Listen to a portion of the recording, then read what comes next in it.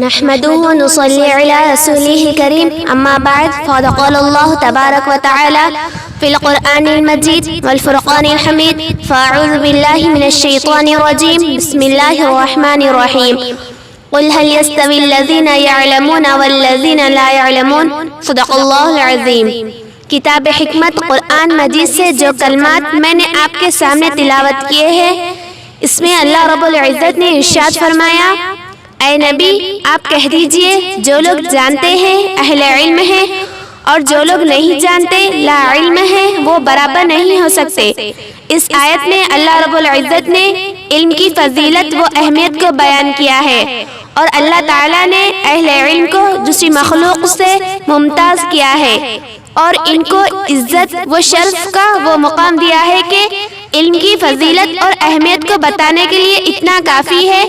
اور حضور صلی اللہ علیہ وسلم کا یہ فرمان کس قدر کفالت کرتا ہے کہ حضور صلی اللہ علیہ وسلم نے ارشاد فرمایا، عالم کی فضیلت تہجد گزار عابد بلکہ زاہد عام لوگوں پر ایسی ہے جیسا کہ چودھویں رات کے چمکتے دمکتے ہوئے چاند کی فضیلت تمام ستاروں اور آسمان پر ہوتی ہے۔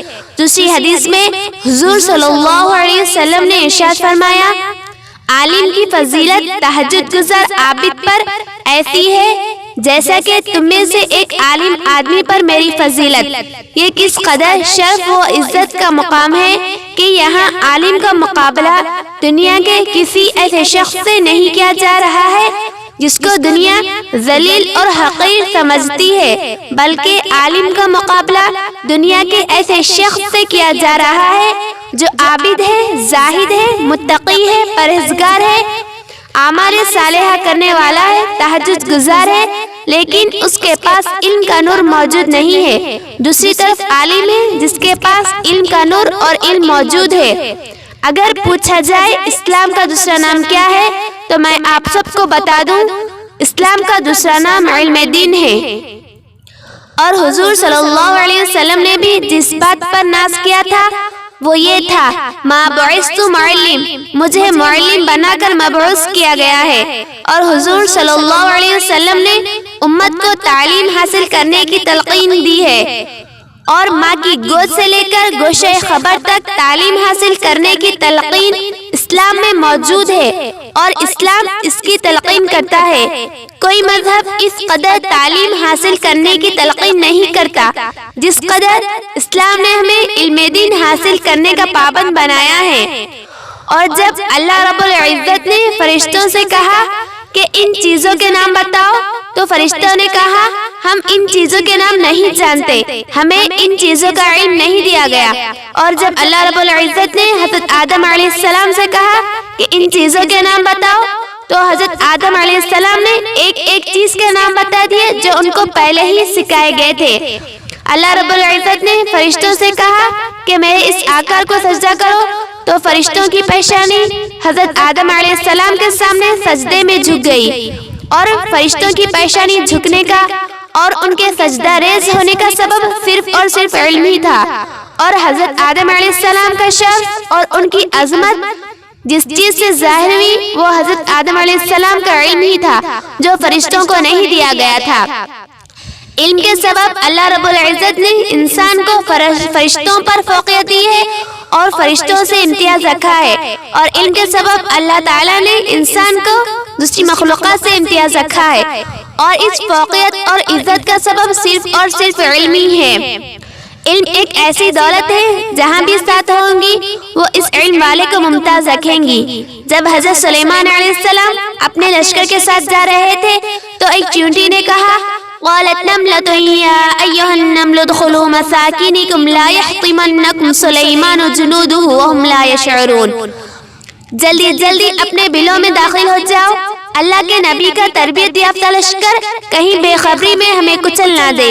وہ جانتی تھی اللہ کے نبی کا تربیت یافتہ لشکر جان بوجھ کر ننھی جان کو ضائع نہیں کر سکتا، اس کے علم کی وجہ سے اس کو باقی چونٹیوں سے ممتاز قرار دیا گیا ہے، اور اس کے نام سے قرآن مجید میں ایک صورت اتاری گئی ہے۔ اور کرنے کا مقام ہے، وہ ہے تو ذات سے چونٹی، لیکن قرآن مجید میں جہاں انبیاء کرام کی صورتیں ہیں نبیوں کے خاندان کے نام ہیں، نبیوں کے نام کی صورتیں ہیں سورہ یوسف، سورہ یونس، سورہ ہود، سورہ ابراہیم، سورہ محمد۔ وہیں آپ کو ایک چونٹی کے نام سے صورت ملیں گی، سورۃ النمل۔ اس کو یہ عزت اس کے علم کے وجہ سے دی گئی ہے، اور یہی شرف انسان کا ہے۔ اگر وہ علم حاصل کرے گا تو اپنے قوم کے افراد میں ممتاز ہوگا۔ اسلام نے ہمیں علم دین حاصل کرنے کا پابند بنایا ہے اور اس کا درس دیا ہے۔ آج ہم دنیا میں ذلت اور رسوائی کا شکار کیوں ہیں؟ اس لیے کہ ہمیں علم دین کے میدان میں پیچھے رہ گئے ہیں، اور علم سے زیادہ افضل، علم سے زیادہ قیمتی انسان کو کوئی چیز نہیں دی گئی ہے۔ اور جب اللہ رب العزت کسی کے ساتھ بھلائی اور بہتری کا ارادہ کرتا ہے تو اسے علم دین سمجھنے کی توفیق دیتا ہے۔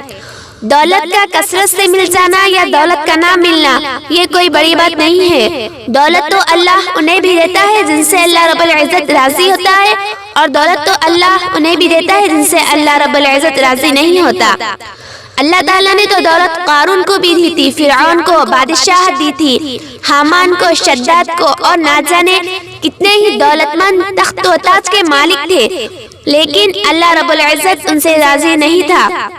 لیکن فقاہت دین اور دین کی سمجھ اللہ رب العزت صرف اور صرف انہیں دیتا ہے جن سے اللہ رب العزت راضی ہوتا ہے، اور جس کو دین کا فہم دیا گیا، جس کو دین کی سمجھ دی گئی، اللہ رب العزت ان سے راضی ہے۔ حضور صلی اللہ علیہ وسلم نے فرمایا، جو علم کی طلب کے لیے کسی راہ کا مسافر ہو گیا تو وہ ایسا ہے کہ جنت کے راستے پر چلا، اور جتنے قدم اٹھاتا ہے جنت کے قریب ہو جاتا ہے۔